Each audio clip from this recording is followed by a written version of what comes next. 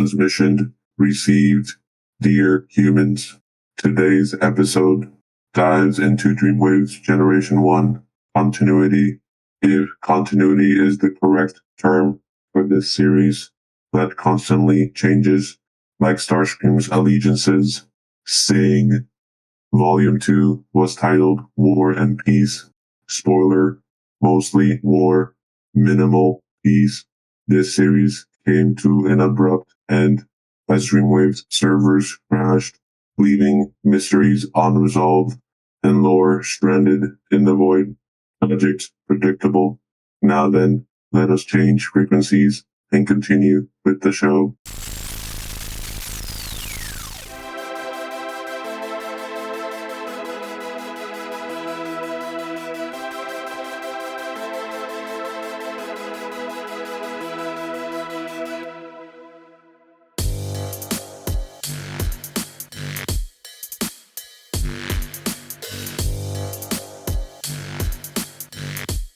Hello and welcome back to the podcast. Today we are currently recapping the events of Transformers Dreamwave Generation 1 comics. I'm Onyx, with me are my wonderful co-hosts. Hi, I'm Kill0-byte. And I'm Clickbait. Moving on with our comic discussion for today's episode takes us to Dreamwave's Generation 1 series. And as always, spoiler warning, so if you haven't read it, we recommend you go back and read the comics, then listen to the podcast. With that, Clickbait, could you give us the facts about this series? And Kill0-byte, can you give us the trivia and summary? Hey, absolutely. On to some fast facts for this series. The number of comics in this series were 25. Issue 0 of Volume 1 was released March 6th of 2002, with the final issue coming out December 1st of 2004. Wow, that was quick. I know, right? I didn't have to say a bunch of Earthlings' names, so it was quick and easy. Yeah, well, it's time for some trivia. Volume 1, titled Prime Directive, was also the name of the original Transformers movie script, and a working title for IDW's Publishing's movie prequel miniseries. That's fun. Mm-hmm.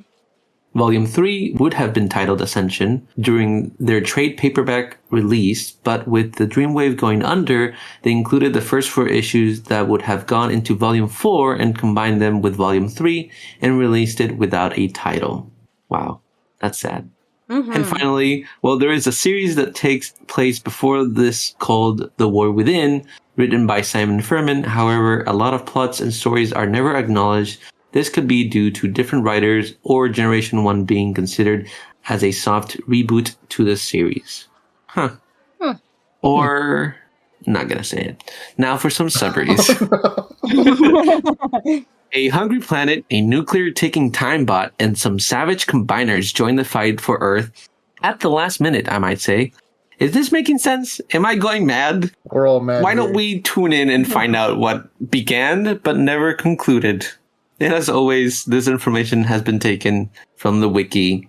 And a special shout out to all of our Patreon supporters. You're all amazing. Thank you so much for your support. Thank you. We appreciate you. We appreciate you so much. And you. And you. Thank you. And you in the back. You all and then you are off amazing. the side. And you over there too. In the hat. Yeah, you. Shall we get started? We shall. Let's do it. All right, so like all continuity reviews, this is a compliment sandwich. We'll talk about nice things, not so nice things, and then nice things once more. Keep the vibes up and up, but we are also a review series, so that's why we got to talk about the weak parts. But first, what did we like about it? What's our favorite scenes from this series? Let's have Clickbait go first. Oh my goodness. You're always picking on me. What I liked from this series, I really did like a lot of the art. They were really nicely drawn. A lot of the action scenes were very artfully drawn. And especially some of the characters, I liked that there was a lot of detail. There were a couple issues where the art style was definitely different, but I did, for the most part, like a lot of the art and a lot of the dialogue back and forth between a lot of the characters. We had some really fun back and forth between Megatron and Optimus. Of course, the classic banter between Megatron and Starscream. And then, of course, at the end, there was Jazz and Marissa Fairborn kind of doing a volley of words back and forth. Yeah. Kill0-byte, you want to take us next? Yeah, nothing was good. Everything. No, I'm kidding. I'm just building tension. I'm building tension. That's what humans do, right? They just build anticipation. I enjoyed seeing Jetfire. It was fun, and I really like this design for Jetfire. And I think Onyx has a figure of him, so that's always fun. I do enjoy that the action was fun and easy to follow. There wasn't a lot on the page that kind of made it hard to keep track of where's what or what's going on. So that was fun. And I think the designs for the bots were mostly accurate, like compared to other series that we've read where the proportions are a little bit off, where they suddenly get big chests and then tiny legs. Like they were fairly accurate and kind of very well composed. And my favorite scene was Braun just punching Bruticus after Bruticus has been That was hilarious. knocked out. That was a He good just kept time. punching. So that was fun. I'll go next. I really enjoyed the battle scenes and the art that went along with it, where we just got this very vivid, very bright scenes with like Sunstorm, or when like Megatron was blasting or doing his like monologuing or evil doing things. It was great. And then I particularly enjoyed the beginning of the series because it started off strong, I think, with the humans, mind controlling the Decepticons and the Autobots, thinking they're the ones in control. And then plot twist, they were never in control of Megatron, and it's just turning out poorly in the humans' favor. And that, to me, was like the selling point to this. I was really excited for the series due to those things. However, let's move to the weakest parts of the series, because fortunately, I think that's all we have for our favorites and like scenes. Yeah. So And Yeah. Sunstorm. I'll get us started with the weakest parts of the series. For me, it was the plots. There were too many plots, and then there was a lot of non-committed plots, or plots that were just ignored. Like Wheeljack died, and it was supposed to be impactful, but then he came back almost immediately. Shockwave was killed, comes back almost immediately. It's just a lot of these little things. I'm like, what is going on? And then they tried to start with like a whole new. Like they teased Unicron, they teased the Quintesson so many times, but ended up going nowhere. Like they probably have a total of 2 or 3 panels in the entire series that they're like, oh, they're gonna come, they're coming, winter's coming, whatever you got to do, and it just didn't go anywhere. And I would have liked them to either focus on less and us, the audience, get more about those things rather than start so many ideas and never even getting to act 2 or 3 to any of those plot lines. It felt more like a story pitch throughout the entire series or a preview than an actual adventure. Yeah. Kill0-byte, you want to go next? Yeah, I can follow up with that. I think you covered it. The lack of conclusion was kind of annoying, but also the confusing part of the events, the structure, because you didn't know if this was in the past, if this in the present. Some bots looked like they were on Earth, and then suddenly they're on Cybertron. So it was just like a lot of jumping around and the reader filling in the gaps. And it's not like I want them to hold my hand throughout the whole thing, but when last volume we end up with the war on Cybertron, and then we start this volume with the Unicron just attacking, and then we suddenly just forget Unicron and we go into something else. It's just kind of like, well, what just happened here? So it's just a lot of inconsistencies in the structure of the story. Absolutely. Clickbait? I definitely agree with both of you guys. I feel like you've probably covered the vast majority of what the weak parts of this series were, which primarily was, again, way too many plot points. With each volume that we covered, they would start up a couple of plot lines that then you expected to carry over into the next volume, and then they didn't. They fell short. Or, we have this whole Sunstorm arc that branches all of volume 3 part 1, and I think a little bit of part 2, and then nothing comes of it. Whatever this thing in the middle of the earth is that they're trying to do, it just fizzes out. We don't talk about it again, and that could possibly be because they were canceled. But Sunstorm never really caused any problems, and they made him out to be this really big, huge threat. The same with the Quintessons, the same with the Insecticons. Supposedly they'd been hiding in that location for hundreds, possibly thousands of years, and they had never done anything. It was just interesting that they built up so much of this stuff to just have it all come down to an anticlimactic finish. It just fizzled out, and it kind of made the threats that they brought in of these plot points, the ones that did stick around for more than 2 panels, lose their gravity. Right. I did do the calculation, and I think the Insecticons were in there for 83,000 years, because There we go. Yeah. one of those were 83, and they had 1,000 of them. So if my math is correct, it was like 83,000. So I was like, wow. Right? And that's what I was saying, is they'd been there for a long time and hadn't done anything.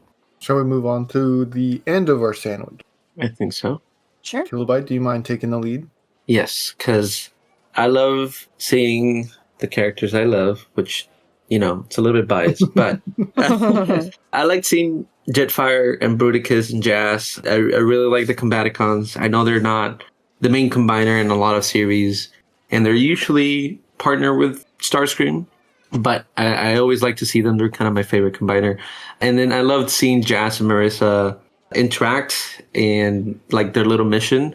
So that was fun as well, and it just always makes me happy seeing the bots I care for the most. Mm-hmm.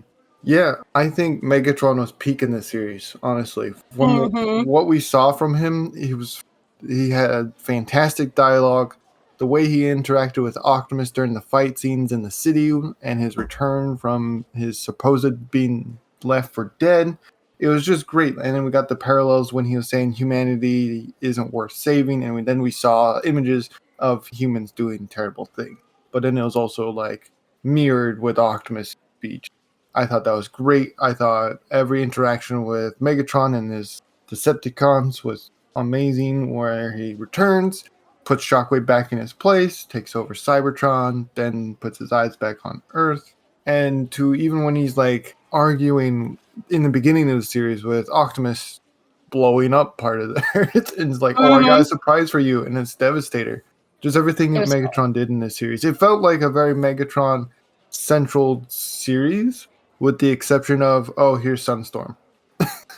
When Megatron was no longer a threat. Yeah. And then he was again at the end. I agree with that. He was again. Yeah. They did a really good job with him. Yeah, they did a really good job with Megatron. He was I felt like, true to character. They weren't afraid to make him dark and manipulative and kind of brutal. And so I thought that was a lot of fun, because we usually see a lot of reservation with taking Megatron to a little bit of an extreme.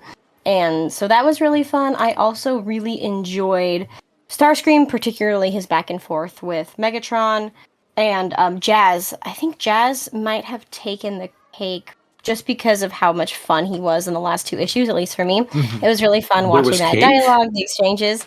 After they shipped him with Marissa. Yeah, they celebrated. Oh, for the wedding. I got it. Oh, my goodness. Anyways, it was just so fun, and I love the interactions and dialogue when he had smaller scenes throughout the show, but I do feel like there's a lot of characters we didn't get to see a lot of. Yeah. But the ones we did, it was a lot of fun. Even the struggle with Bumblebee towards the end, where he's like, I'm not Optimus, I can't deal with this, and he's like, I'm retiring, I'm gonna go with Spike. So that was poor guy. Yeah. That felt like it.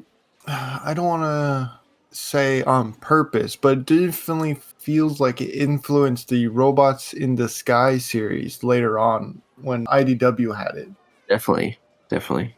Where Optimus left and then put B in charge. And he was like, I'm not Optimus. Yeah. But that could just be me reading into it. But I'm Clickbait, I hear you have some quick quotes for us. I do. I always do have quick quotes to harass you guys with. Our first quick quote of the day is from issue number 4 of War and Peace, which is volume 2, I believe, spoken by Blitzwing. And he says, "Not so fast, Dinobot. I still owe you a cheap shot." I believe Grimlock was attempting to destroy him in the midst of battle, and he retaliated.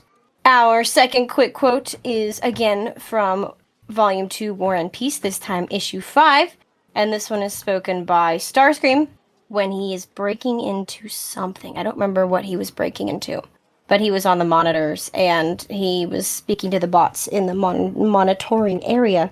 And he said, "No fair, you peaked. Fun time is over. Time to get back to work. Pardon me, but is this seat taken?" And then he shoots them, which I thought was really funny. Yeah, I think that was probably when Shockwave was in charge and he was... I think it was. ...messing around in Cybertron. Yeah, I think it was. Our third quick quote is from Volume 3, Issue number 8, spoken by Jazz.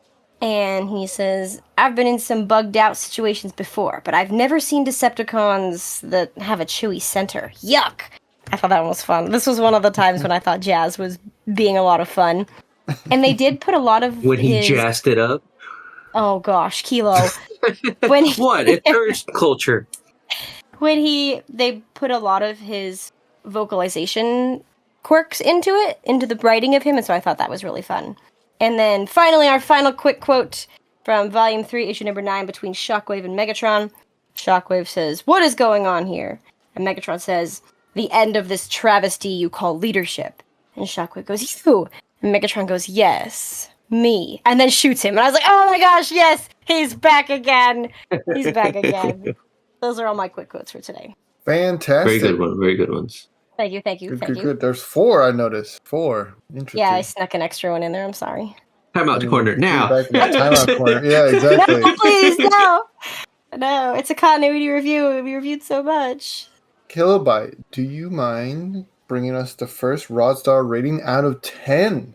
Oh man, this is gonna be a rough one. Out of 10, it's gonna be a 5. A 5. A 5. It's just not super memorable. It was kind of meh for me. I was not very excited to continue reading because not much was happening and not much was concluding.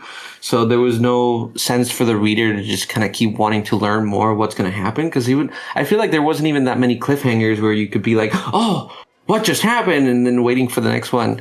So cliff jumpers, though. There were cliff jumpers, yes.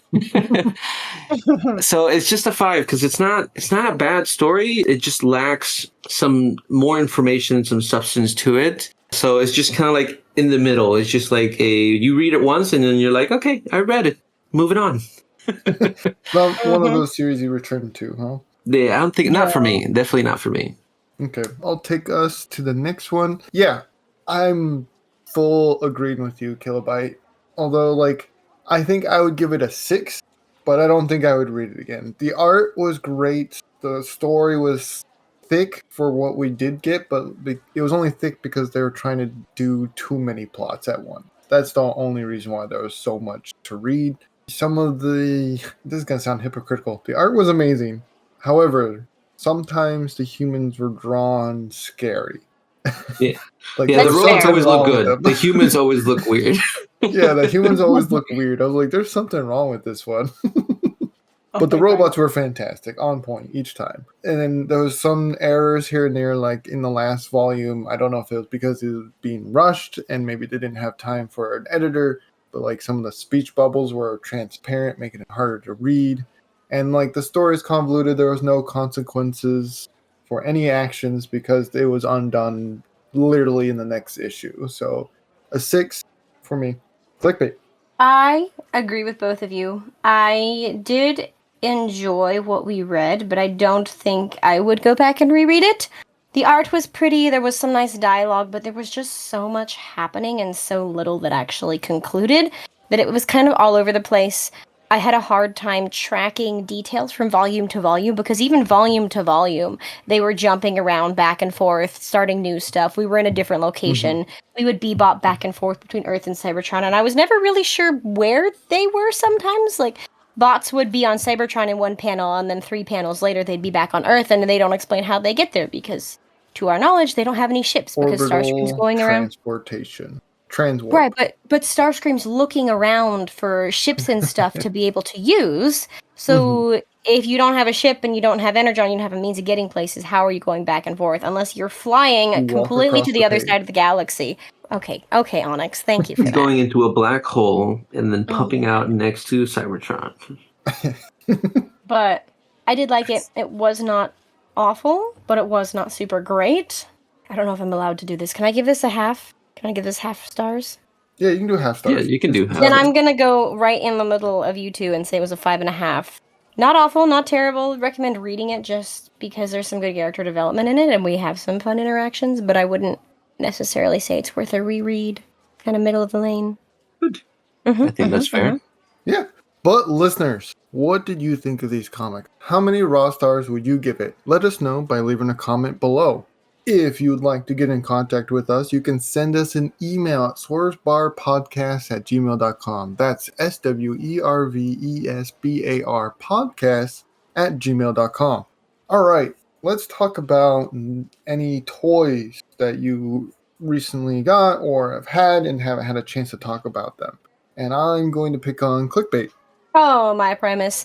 Well, as always, I do have a new toy. I've recently acquired a couple, but the one I'm going to talk about today is I finally, after the restock, got my servos on Legacy Cosmos. He's so cute, guys. I highly that's out of this recommend him. world. Oh my Really in premise. disguise, isn't he? Can I file my 2-week notice, or is that It's too does it late. say in my It has contract? to be You can accepted never by leave. HR, and they always reject it because Swerve is in charge. Okay. Welcome to Just the letting you know family. ahead of time. Yeah. Okay, I guess I'm stuck here then. So, anyways, Legacy Cosmos, super cute. I love the coloring on him. He's such a compact little guy. It's adorable. You have this stout little figure, and then he transforms into the little spaceship, and like it's solid enough you could like hurl it at somebody and absolutely knock them unconscious. I love it. We'll be keeping that Why in is mind. that the first thing that you brought up about the toy? I'm so confused. Why is Kill0-byte? I'm scared for our It's safety. just such a cute little disc, and you want to throw him, and it's adorable. Wow.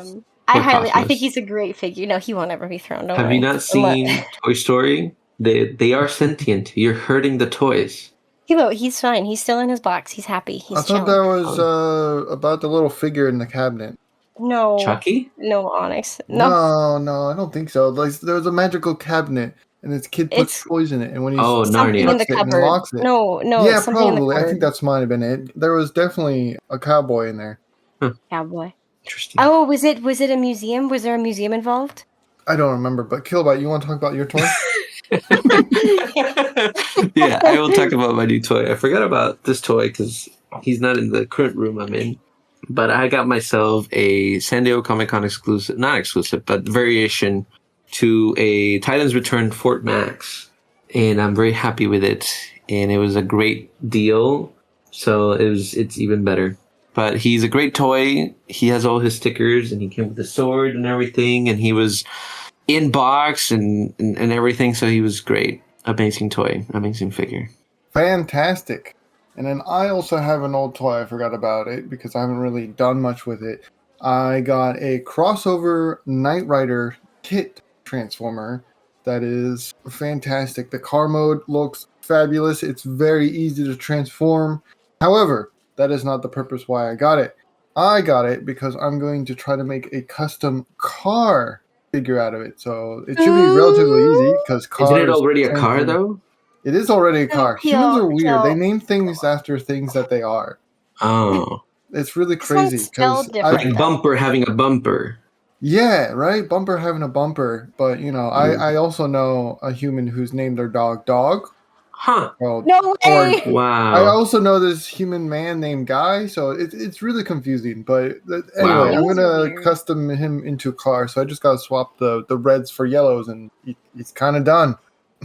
Nice. Nice. I'm excited to learn I'm more about excited this too. car.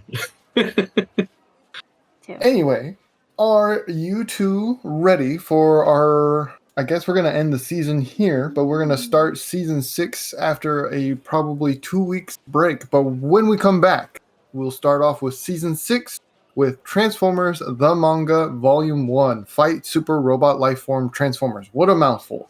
Are you ready? I'm I'm ready. excited. Kill0-byte, do you mind taking us out? Can do. If you've enjoyed this episode, consider sharing it with your friends and subscribing. If you want to help out the show even further, we have started a Patreon. All the proceeds will go to supporting the show and keeping the lights on. Of course, we have some tiers that offer other forms of gratitude, such as 3D files and entry to our Discord channel. You'll even get early access to our comic review videos a week before they're publicly released, our D&D videos, and so much of our other videos for our other channels. We've also started a Redbubble, where we have all kinds of merch for sale, ranging from pillows, stickers, and shower curtains. And you can get our logo, our Seeker art, and so many other fun designs on all kinds of apparel. We also have a Transformers Homebrew D&D book available. Check out the links below. And as always, we hope you're all staying safe out there. Thank you so much for listening to All Are One. To all are one.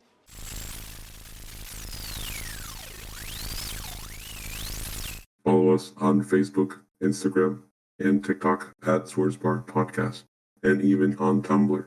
Yes, with everything going on, Twitter, we figured we should cover our bases. Speaking of which, you can also find us on Twitter at Swerve if that's still a thing. If you're interested in more content, try checking out our spin-off D&D series, Transform and Roll Out. Let's tune in to a preview now.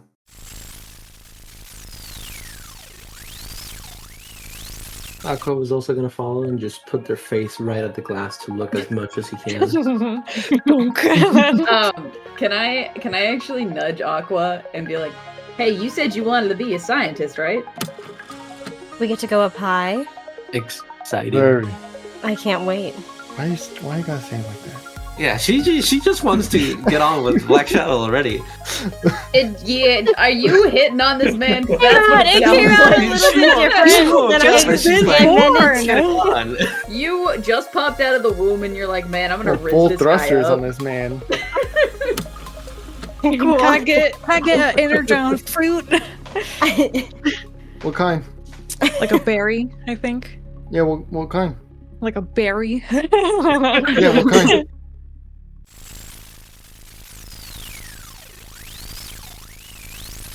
How strange. I don't understand why anyone would tune in into such make-believe content. Perhaps it's the voice actors that makes special appearances sometimes. Oh well. Tune into their YouTube channel that has bonus content such as video games containing phony comments, convention videos, and trendy shorts. A link will be provided below. And if you're inclined, check out their Redbubble, where you can get pins, t-shirts, and more, or subscribe to their Patreon to access their Discord and listen to content before it's released to the public. More links will be provided below. End transmission.